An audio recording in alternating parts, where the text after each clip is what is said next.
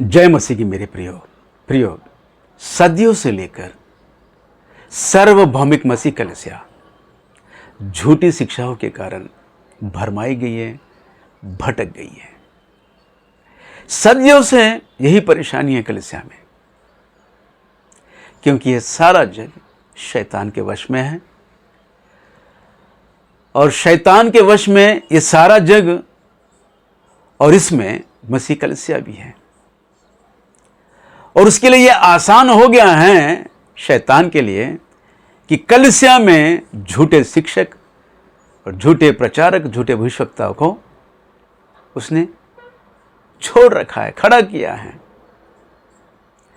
और ये सारे झूठे प्रचारक पवित्र शास्त्र बाइबल को लेकर ही खरी शिक्षा के नाम पर झूठी शिक्षा फैला रहे हैं। हाँ मेरे दोस्तों, यह समस्या आज की नहीं है, यह सदियों से चलते आ रही समस्या है। और हम देखते हैं कुरिन्थियों में रहने वाली कलीसिया अन्य भाषा को लेकर बड़े परेशान थे। अन्य भाषा जो पवित्र आत्मा परमेश्वर ने कलीसिया के निर्माण के लिए, उन्नति के लिए वरदान के रूप में दिया है। वरदानों में एक अन्य भाषा का वरदान है, जिसे लेकर कुरिन्थी कलीसिया में बड़ी गड़बड़ी मची थी। वे समझ नहीं पा रहे थे कि अन्य भाषा का उपयोग किस तरह किया जाए और कब किया जाए। और इस विषय को समझाने के लिए फिर पौलुस कुरिन्थी के नाम पत्र लिखकर समझाने की कोशिश करते हैं। जिसे हम देखते हैं पहली कुरिन्थी की पत्र, उसका 14 अध्याय। 14 अध्याय में फिर पौलुस कलीसिया को समझाते हैं कि अन्य भाषा क्या चीज़ है और अन्य भाषा क्या चीज़ है। इन अन्य भाषाओं के वरदान को कब बोला जाए, कैसे बोला जाए, क्यों बोला जाए, इस विषय को समझाते हुए अंत में कहते हैं कि अन्य भाषा बोलने वालों को ना रोको। तो आइए आज हम पढ़ेंगे कुरिन्थी के नाम लिखी गई पहली पत्र, उसका 14 अध्याय दूसरे वचन में पौलुस पवित्र आत्मा प्रेरणा के द्वारा हमें क्या समझाना चाहते हैं। आइए हम पढ़ेंगे 14 अध्याय उसका दूसरे वचन में जो लिखा है, मैं आपके सामने पढ़ता हूं, ध्यान दीजिए। क्योंकि जो अन्य भाषा में बातें करता है वो मनुष्य से नहीं परंतु परमेश्वर से बातें करता है, इसलिए कि उसकी बातें कोई नहीं समझता, क्योंकि भेद की बातें आत्मा में होकर बोलता है। भेद की बातें आत्मा में होकर बोलता है। वो भेद की भाषा आत्मा में होकर करता है और सुनने वाला इंसान या मनुष्य उसे समझ नहीं पाता। पौलुस यहां पर अन्य भाषा के विषय में समझाते हैं। मैं फिर कह रहा हूं, ध्यान दीजिए। वो भेद की भाषा जो आत्मा में होकर परमेश्वर से बातें करता है, सुनने वाला मनुष्य उसे समझ नहीं पाता है। फिर हम देखते हैं 5वें में फिर पौलुस अन्य भाषा के विषय में क्या कहते हैं। मैं चाहता हूं कि तुम सब अन्य भाषाओं में बातें करो, परंतु इससे अधिक यह चाहता हूं कि भविष्यवाणी करो, क्योंकि यदि अन्य भाषाएं बोलने वाला कलीसिया की उन्नति के लिए अनुवाद ना करें तो भविष्यवाणी करने वाला उससे बढ़कर है। कलीसिया की उन्नति के लिए अगर तुम भविष्यवाणी अन्य भाषा बोलते हो तो उसका अनुवाद करें। कलीसिया में अगर अन्य भाषा बोलते हो तो उसका अनुवाद करें। अब मेरा प्रश्न यह है, दूसरे वचन में कहते हैं, 14 अध्याय दूसरे वचन में कहते हैं वो भेद की भाषा आत्मा में होकर करता है और सुनने वाला मनुष्य उसे समझ नहीं पाता है। सुनने वाला मनुष्य जब समझ नहीं पाता है तो कलीसिया में अन्य भाषा का उपयोग करने वाला उसके अन्य भाषा का अनुवाद कोई कैसे कर सकता है? बात समझ में आ रही है आपको? भेद की भाषा जब आत्मा में होकर करते हैं तो मनुष्य उसे समझ नहीं पाता है। और मेरा प्रश्न यह है कि कलीसिया में जब अन्य भाषा का उपयोग किया जाता है जब सुनने वाले के समझ में आएगा ही नहीं तो अनुवाद कैसे होगा? सुनने वाला कैसे अनुवाद कर पाएगा? जबकि पौलुस कहते हैं जब तुम अन्य भाषा कलीसिया में बोलते हो या उसका उपयोग करते हो तो अनुवाद करने वाला हो।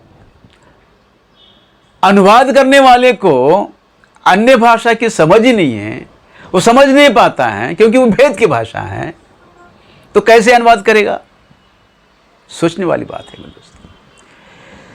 दूसरा अध्याय 14 अध्याय दूसरे वचन को और 5वां अध्याय 5वें वचन को हम देखते हैं तो ये दोनों वचन एक दूसरे के विरुद्ध में बातें कर रही हैं। भेद की भाषा, अन्य भाषा मनुष्य की समझ से बाहर है। अन्य भाषा मनुष्यों की समझ से बाहर है। अगर तुम कलीसिया में उसका उपयोग करते हो तो अनुवाद करो, कहते हैं। जब मनुष्य की समझ से बाहर है, मनुष्य उसे समझ नहीं पाता है, तो कैसे कोई उसका अनुवाद कर पाएगा? दोस्तों, ये दोनों वचन एक दूसरे के विरोध में हमको लगते हैं, लग रहे हैं, है नहीं। आपको बता दूं कि बहुत सारे वचन ऐसे हैं जो एक दूसरे के विरोध में बातें करते हैं, पर है नहीं। जैसे कि मैं उदाहरण बताता हूं। परमेश्वर का वचन कहता है अनुग्रह से ही तुम्हारा उद्धार हुआ है। एफएसी पत्री में लिखा हुआ है। एफएसी की पत्री में कहते हैं कि अनुग्रह से विश्वास के द्वारा तुम्हारा उद्धार हुआ है।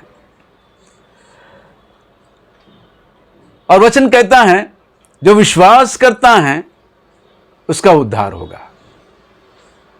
रोमी की पत्री में लिखा हुआ है। और मरकुस में कहते हैं जो विश्वास करता है, विश्वास करके जो बपतिस्मा लेता है उसका उद्धार होगा। फिर मत्ती में देखते हैं जो अंत तक धीरज धरे रहेगा उसका उद्धार होगा। अब मुझे बताइए, इन सारे वचनों में जो उद्धार का विषय बताया जा रहा है, एक तो विश्वास के द्वारा और दूसरा अनुग्रह से विश्वास के द्वारा, और जो मन फिराकर विश्वास करेगा और बपतिस्मा लेगा उसके द्वारा उद्धार होगा। और अंत में कहते हैं कि जो अंत तक धीरज धरे रहेगा उसका उद्धार होगा। अब बताइए किसका उद्धार होगा? अंत तक धीरज धरे रहने वाले का उद्धार होगा, या अनुग्रह से विश्वास करने वाला का उद्धार होगा? यह परमेश्वर का अनुग्रह है जो उद्धार हुआ है, या विश्वास करके जो बपतिस्मा लेगा उसका उद्धार होगा? इन सारे वचनों में से किस वचन के आधार पर हमारा उद्धार होगा? सोचने वाली बात है दोस्तों। तो मैं आपको बता दूं, परमेश्वर का सारा वचन सत्य है। 119 से 160 वचन में परमेश्वर का भविष्यवक्ता कहता है कि तेरे सारे वचन सत्य है, पर संपूर्ण सत्य जो पवित्र आत्मा के द्वारा हमको प्राप्त होता है, पवित्र आत्मा के ज्ञान के द्वारा प्राप्त होता है, वो वचनों का सारांश है। वचनों का सारांश ही संपूर्ण सत्य है।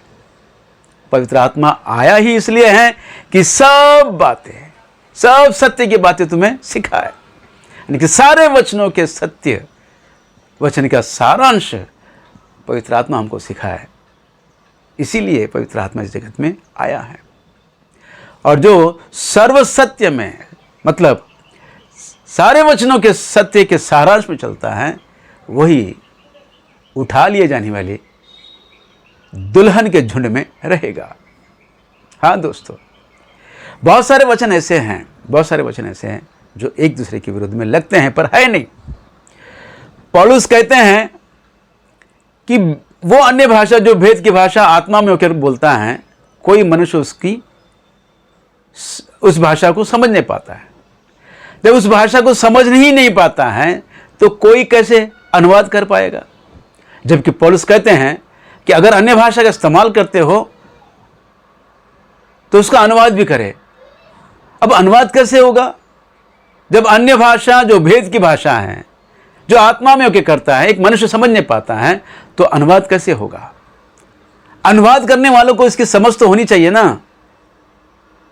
और वचन तो कहता है कि वो समझ नहीं पाता है, तो कैसे अनुवाद होगा? दोस्तों जरा सोचिए आप लोग। जो ये सिखाते हैं कि अन्य भाषा, जो भेद की भाषा है ही नहीं। इस तरह की जो शिक्षा दे रहे हैं उनसे मैं चैलेंज करता हूं, इन दो वचनों का न्याय तुम कैसे कर पाओगे? इन दो वचनों का खुलासा कैसे कर पाओगे? कलीसिया को क्या सिखाओगे?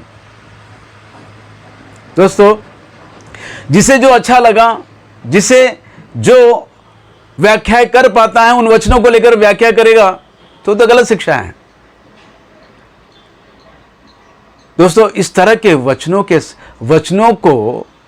वचनों को जो हमको लगते हैं कि एक दूसरे के विरोध में है, उसका सही खुलासा वही कर पाता है जो परम प्रधान के ज्ञान से भरपूर हो। इसलिए प्रियो, प्रेरित पत्रस कहते हैं कि प्रेरित पौलुस की बातें समझना बड़ा कठिन है। आइए हम पढ़ेंगे पत्रस की पत्रियों में उसकी दूसरी पत्री, इसका तीसरा अध्याय, और मैं आपके लिए 16 वचन पढ़ के सुना रहा हूं, ध्यान दीजिए। वैसे ही उसने अपनी सब पत्रियों में भी इन बातों की चर्चा की है, जिनमें कुछ बातें ऐसी हैं जिनका समझना कठिन है। प्रेरित की बातों को समझना कठिन है। ये कठिन किनके लिए है? उनकी बातें जो शिक्षा की बातें हैं, जिनको समझ में नहीं आता है, वो कौन लोग हैं? तो लिखा है, आगे हम पढ़ते हैं, समझना कठिन है और अनपढ़ और चंचल लोग उनके अर्थों को भी पवित्र शास्त्र की अन्य बातों की तरह खींच तान कर अपने ही नाश का कारण बनते हैं। दोस्तों, प्रेरित पौलुस के द्वारा, पवित्र आत्मा परमेश्वर की प्रेरणा में प्रेरित पौलुस कलीसिया को जो बातें सिखाते हैं, उन बातों को समझना बड़ा कठिन है। किनके लिए? जो अनपढ़ हैं, अनपढ़ गवार हैं, आध्यात्मिक जीवन में जो अनपढ़ गवार हैं, और उनके विषय में कहा गया है कि अन्य वचनों की तरह, अन्य शिक्षाओं की तरह, अन्य बातों की तरह खींच तान कर, वचनों को खींच तान कर जो सिखाते हैं, वे उनका नाश का कारण है। हाँ दोस्तों, आज कलीसिया में जो खरी शिक्षा के नाम पर वचनों को खींच तान कर गलत शिक्षा दे रहे हैं, यह उनका विनाश है, उनका नाश का कारण है। हाँ मेरे दोस्तों, और वचन कहता है ये अनपढ़ों का तत्व है, ये अनपढ़ों के लक्षण हैं। किस तरह के अनपढ़? आइए हम पढ़ेंगे गिनती की किताब, उसका 24वां अध्याय। गिनती की किताब उसका 24वां अध्याय 16 वचन में देखते हैं, ईश्वर के वचनों का सुनने वाला और परम प्रधान के ज्ञान का जानने वाला, जो दंडवत में पड़ा हुआ खुली हुई आंखों से सर्वशक्तिमान का दर्शन पाता है। परम प्रधान का ज्ञान जिनको मिलता है, वो परमेश्वर की दृष्टि में विद्वान है, ज्ञानी है। परम प्रधान का एक ज्ञान है जिसे पाने के लिए लिखा है, जो दंडवत में पड़ा हुआ खुली हुई आंखों से सर्वशक्तिमान का दर्शन पाता है। खुली हुई आंखों से जो परमेश्वर का, सर्वशक्तिमान का दर्शन पाता है, वही परम प्रधान के ज्ञान से भरपूर होता है। प्रेरित पौलुस अपनी खुली हुई आंखों से प्रभु यीशु मसीह का दर्शन, प्रभु यीशु मसीह के दर्शन को देखता है। प्रभु यीशु मसीह के दर्शन को पाकर जो कलीसिया के उन्नति के लिए जो बातें सिखाई हैं, उन बातों को समझना अनपढ़ गवारों का काम नहीं है। परमेश्वर के ज्ञान को समझना मूर्ख लोगों का काम नहीं है।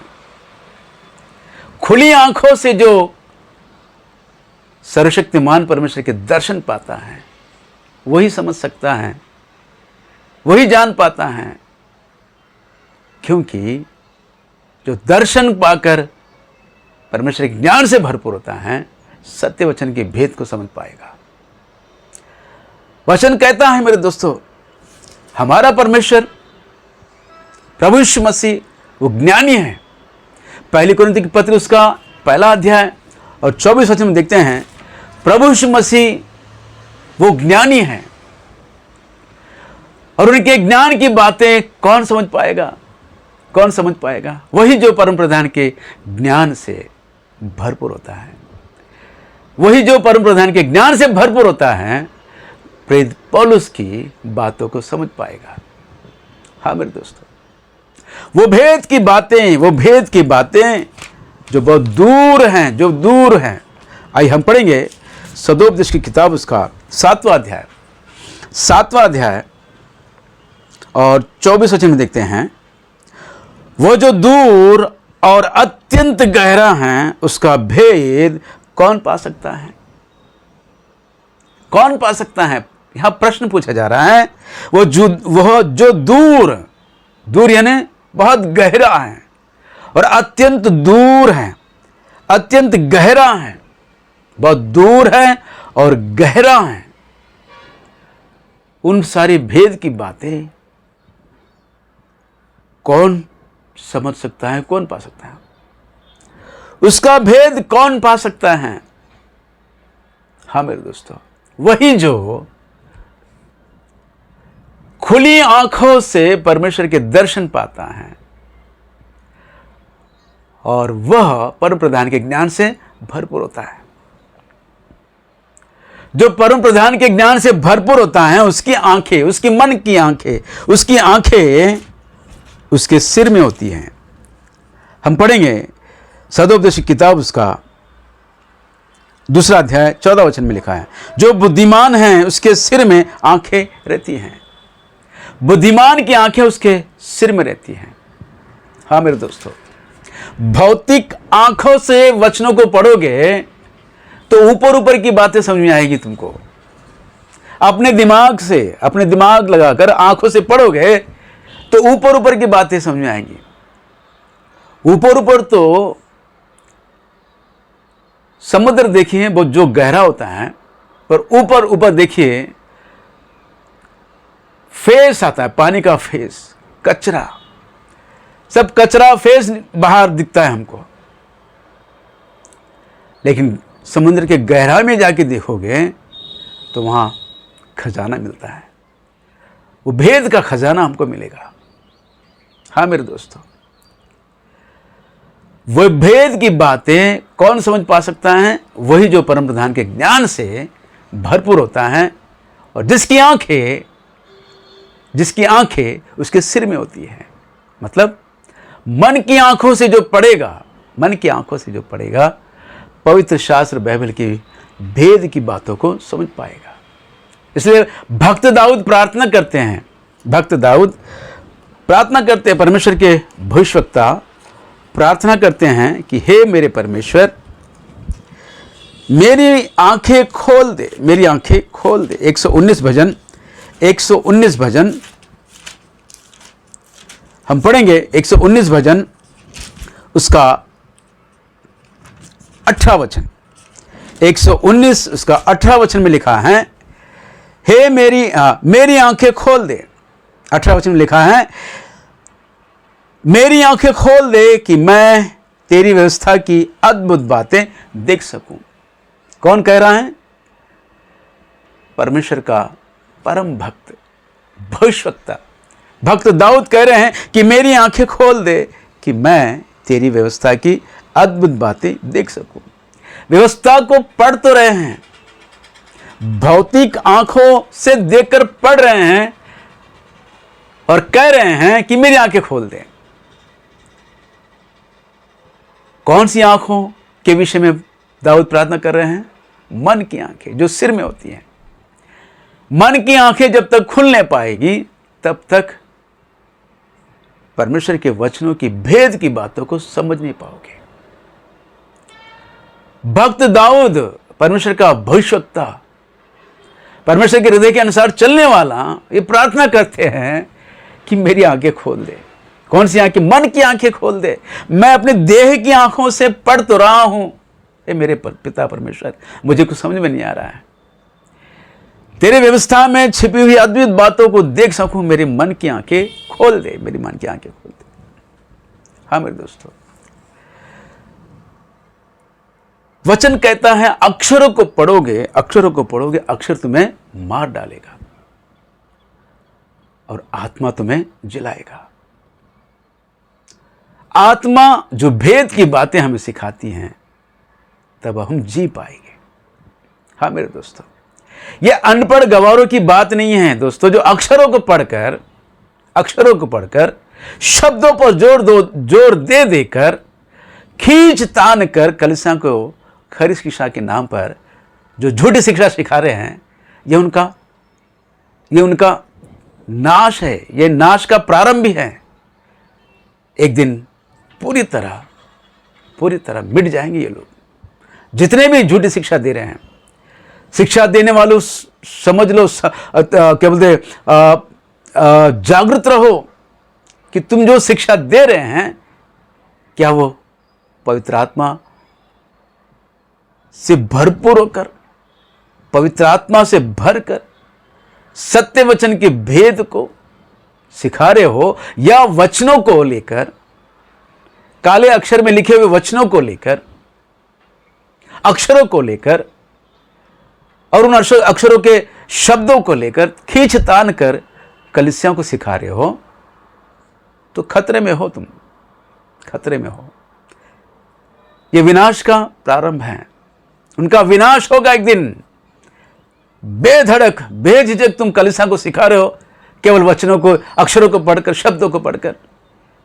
न्याय के दिन लाखों करोड़ों लोगों के सामने शर्म के मारे सर झुकाकर खड़े होने की नौबत आएगी।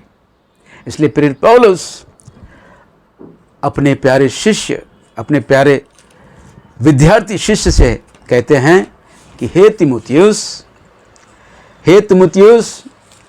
तू वचन का सही उपयोग कर। कहीं ऐसा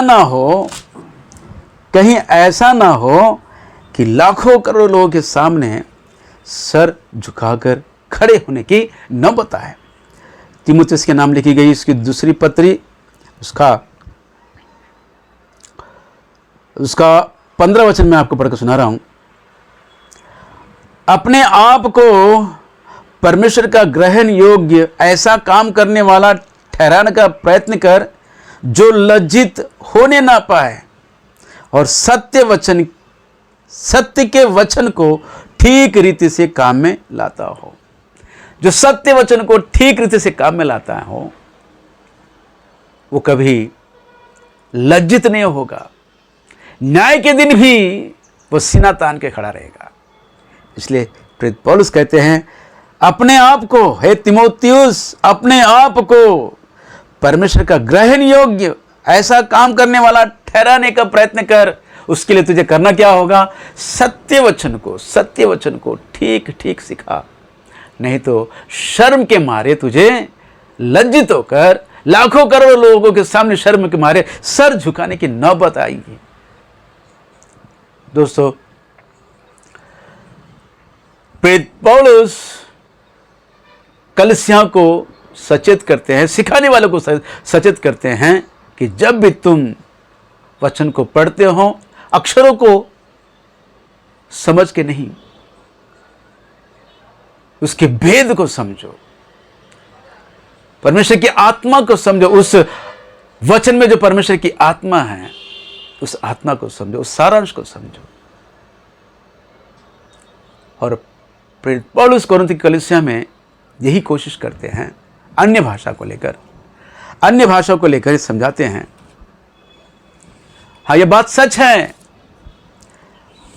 सच है कि वो भेद की भाषा जो आत्मा में होकर करता है, वो किसी मनुष्य को समझ में नहीं आएगा, क्योंकि वो भेद की भाषा है।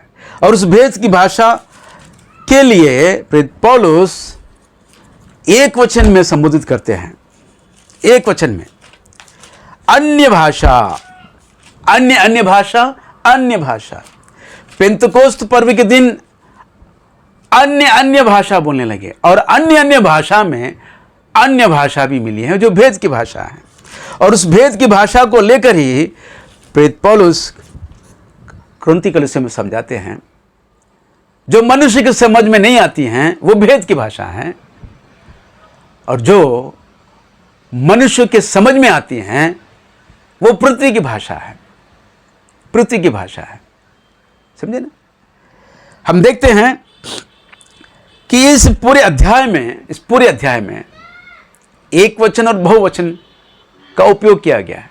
अन्य भाषाएं और अन्य भाषा, अन्य भाषाएं यानी पृथ्वी की भाषा, और अन्य भाषा का मतलब है कि वो भेद की भाषा, भेद की भाषा। भेद की भाषा का कोई अनुवाद नहीं होता है, क्योंकि उसे कोई समझ नहीं पाता है, उसे कोई समझ नहीं पाता है। अगर अनुवाद है तो उसका उपयोग करो, नहीं तो भविष्यवाणी करो। अब प्रश्न उठता है कि भविष्यवाणी किस भाषा में करें? तो पृथ्वी की भाषा में, पृथ्वी की भाषा में भविष्यवाणी करो। अगर अन्य भाषा का उपयोग करना चाहते हो तो अनुवाद करो। अनुवाद नहीं है, अनुवाद अगर नहीं है, लिखा है 28 वचन में दिखते हैं, परंतु यदि अनुवाद करने वाला ना हो तो अन्य भाषा बोलने वाला, फिर से एक वचन, अन्य भाषा बोलने वाला क्या करे? कलीसिया में शांत रहे और अपने मन में और परमेश्वर से बातें करे, अपने मन में परमेश्वर से बातें करे। अन्य भाषा का वरदान व्यक्तिगत उन्नति के लिए दिया गया है।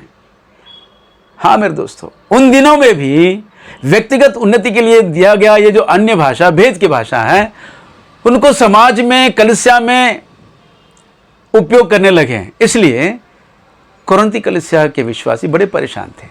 और आज वर्तमान युग में भी ऐसा ही हो रहा है। अन्य भाषा का वरदान, जो भेद की भाषा का वरदान है, वह व्यक्तिगत उन्नति के लिए है, व्यक्तिगत उन्नति के लिए। अपने बंद कमर में जाकर तुम कितनी भी अन्य भाषा बोल लीजिए, भेद की भाषा बोल लीजिए, वो तुम्हारी उन्नति होगी। लेकिन कलीसिया के लिए अन्य भाषा का उपयोग करो, पृथ्वी की भाषा का उपयोग करो। जो कलीसिया जिस भाषा में चल रही है उस भाषा का उपयोग करो, उसी भाषा में भविष्यवाणी करो, ताकि कलीसिया उन्नति पाए, कलीसिया उन्नति पाए, कलीसिया की उन्नति हो। हाँ मेरे दोस्तों, फिर एक बार, कलीसिया में खरी शिक्षा के नाम पर जो झूठी शिक्षा दे रहे हैं, उनकी झूठी शिक्षा से बचे रहिए। और झूठी शिक्षा को पहचानने के लिए परम प्रधान के ज्ञान से भरपूर होना है। सर्वशक्तिमान परमेश्वर के दर्शन को पाने की आशा में लगे रहो, निरंतर बने रहिए। सर्वशक्तिमान परमेश्वर के दर्शन को, खुली आंखों से दर्शन जो पाता है, परम प्रधान के ज्ञान से भरपूर होता है। हाँ मेरे दोस्तों, कलीसिया में यही एक कमी है, ये बहुत बड़ी कमी है, ये बहुत बड़ी कमी है कि परम प्रधान के ज्ञान से कलीसिया आज अनजान है, अनजान है। प्रार्थना कीजिए कि प्रभु हमें भी उस ज्ञान से भर दे कि जो तेरी बातें जो दूर और गंभीर हैं, उन सारी वेद की भाषा बातों को हम समझ पाए। परमेश्वर से प्रार्थना करें। हाँ मेरे दोस्तों, जो मांगेगा परमेश्वर उसे जरूर देगा। सत्य को जानने की आशा, अभिलाषा में बने रहिए, तो तुम और तुम्हारा घराना उद्धार पाएगा। जय मसीह की। Praise the Lord. आमीन, आमीन।